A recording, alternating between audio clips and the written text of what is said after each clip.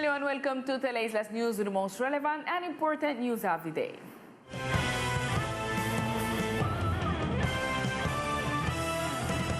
The competent authorities announced that after a fight in the Rock Hole sector, a 25-year-old man died from a stab wound to the chest.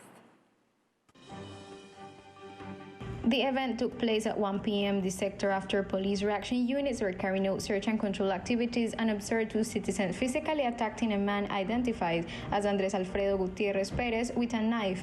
Immediately, the authorities proceeded to capture in flagrante delicto a Jainer Javier Gomez, 19 years old, and Enrique Villegas Hernández, of 27 years old, both natives of the island. El día de hoy, lamentablemente, estamos presentando. Today we regret the sad news through an act of violence in which a person identified as Andres Alfredo Gutierrez lost his life after being injured in the chest with a short stabbing weapon. Thanks to the immediate reaction of the personnel from the Modelo sector and the immediate reaction units that we have with special groups, the capture of two people was achieved. The wounded person was taken to the departmental hospital, but when he was treated by the doctors on duty and underwent surgery due to the seriousness of the wound, he lost his life. The two captured men were transferred to the facilities of the Command of Police of the Department of San Andres, Providence, and Clina.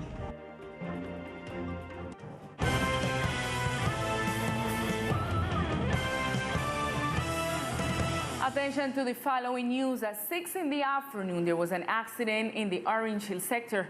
According to eyewitnesses, a truck that was carrying scrap metal and was coming down the hill was left without brakes, and in the maneuver, it hits another truck that was coming up the same road. Fortunately, there were no casualties or injuries during the events. And in other news, the head of state installed Fernando Grigo as the new ambassador of Colombia to the Netherlands. President Iván Duque appointed Fernando Grigo as Colombia ambassador to the Netherlands. The president asked him to accompany the defense of archipelago of San Andres, Providence, and Clina among his first functions. Let's remember that currently the Colombian government maintains its defense in litigation with Nicaragua for the delimitation of the continental shelf after the ruling of November 19 of 2012.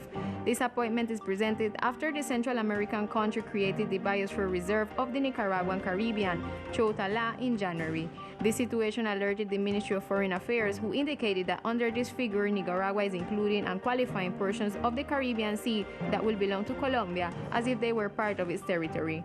On the other hand, on March 8, the Ministry of Foreign Affairs, within the framework of the litigation that the two countries have before the International Court of Justice, requested an online meeting with the Advisory Commission of Foreign Affairs to review the diplomatic situation with the Central American country.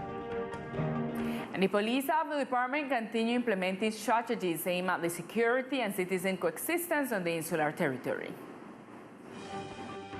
The development of operational activities aligned with the National Offensive Against Crime and Citizen Security ordered by the national government, the departmental police has been implementing the institutional strategy in My Safe Neighborhood, which seeks to prevent the commission of crime, especially theft, done to a person. During the last week, men and women police through digital platforms and using electronic media have made 1,855 registration activities to people, the verification of at least 2,873 antecedents, and the confirmation of 192 email of cell phones, also achieved the capture of 10 people for different crimes.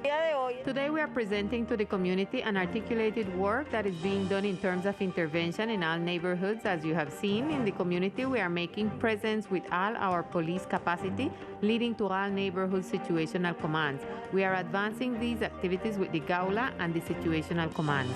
Regarding security, controls and devices have been intensifying strategic points of the island, which has allowed during the first quarter of the year 2021 to reduce theft to person by 82%, theft to motorcycles 62%, theft to commerce 52%, and theft to residents 63%. And this Sunday, March 21st, another day of seabed cleanup was carried out in San Andres within the mitigation actions of the effects produced by Hurricane Eta. This time, the point known as El Faro, which is located in the west of the island, was selected.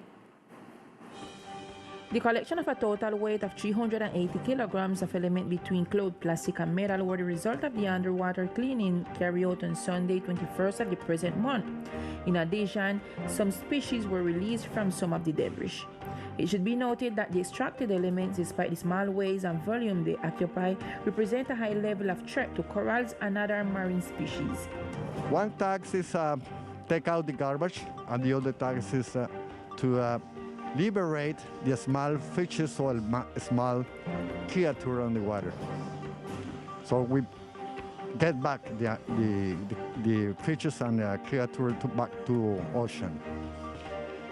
It's delicate, it's expensive, and must to be so careful because it's a little dangerous. So that's why on the water we use professional people to avoid the dangers.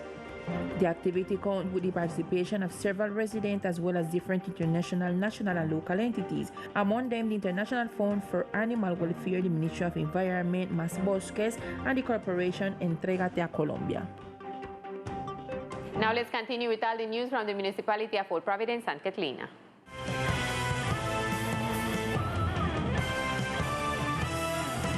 This past weekend, the governor visited Old Providence to advance the planning of the mass vaccination for the people of Old Providence, as announced by the Minister of Health during the Prevention and Action Program. All residents of Old Providence and Santa Catalina are going to be vaccinated under the special risk conditions applied by the reconstruction. After this announcement by the Minister of Health about the massive vaccination of Old Providence people, this past weekend the governor, together with some of the members of his cabinet, met with the cabinet of the mayor's office to begin the process of logistical planning. We are going to take advantage of the 9 zones in which the municipality is already divided, and the area is to manage with the unit for risk management some tents, so that in each sector there will be points of attention, vaccination points, and thus move forward in an organized way. This vaccination will be exclusive for the people of Providence who are living in the municipality. Those who are outside will have to wait for their phase in the national vaccination plan. We also reviewed the issue of human talent and the issue of equipment that the municipality needs in order to have the preparation and the cold chain to apply the vaccine, and the issue of health communication to inform all the population about it. Finally, the secretary asked that the people of Old Providence living in San Andres to visit the Mi Vacuna website to apply or update their data with their respective healthcare providers. We don't have a date as yet. The Ministry of Health has to issue an administrative act where they assign us the number of vaccines and what type of vaccines they are going to send to the island of Old Providence. So far, it's not clear which of the vaccines will be used in Old Providence. And this past weekend, several artists gathered at the Fishermen's Cooperative to play music and improvise on what was called a concert for dignity. Last weekend, a small concert was held in the Fish and Farm Co-op, supporting the fishermen who are peacefully protesting the building of the Coast Guard base. The concert had the participation of 3 musical groups, among them the musical band Kiwanga, the typical group Coconut, and the musical artist Glassford Howard. These bands played the reggae, soca, and calypso for and with the fishermen. We gave him a little concert, and it was for the fishermen, unity and dignity. Precisely for the moment that we are living now with this storm, and 4 months later after the storm, and the island is still in this state, and still the people is a little bit outside, Let's give thanks and praises to the Lord, and see, the people real need and see what the island really needs. Some of these musicians are also fishermen or have family who fish, and they are supporting this initiative with their talents. We give our total support to the fishermen and the cooperativa, and do good music and keep up the culture, and which my father is fisherman also, and you have several integrants in the group where are fishermen like Kepe. And I form part of I Fish Association and the typical group Coconut. The motive of our presentation is to support all the fishermen them in a pacific way with our traditional music. It was a nice moment in unity with our people. Up till now, fishermen have 13 days of peaceful protest from the beaches of Old Town. Now we continue with Victor Fusalva and all the sports news of our archipelago.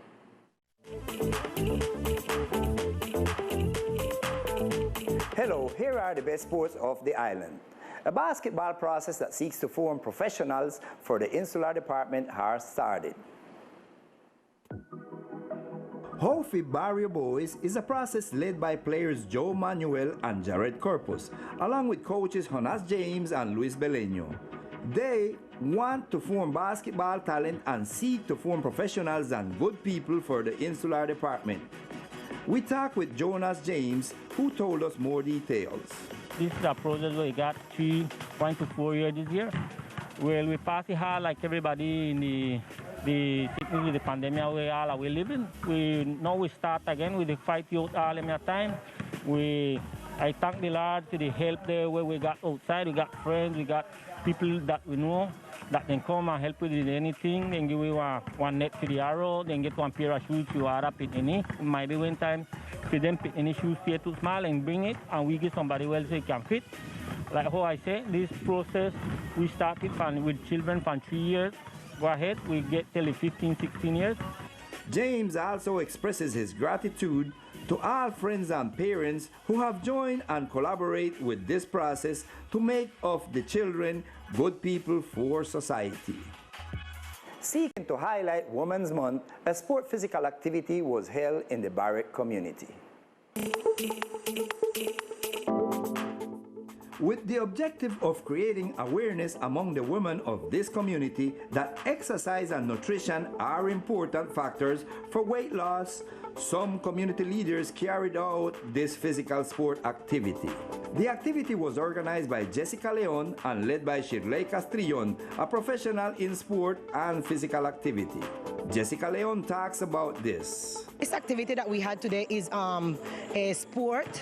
We wanted to commemorate our islanders women, our ladies from our district of Barrack, showing them that they are important, showing them that they have a time that they can make activity, physical activity, they can make different participation in the community, and that they can come out and distress themselves a little bit and share a little bit more time with the community.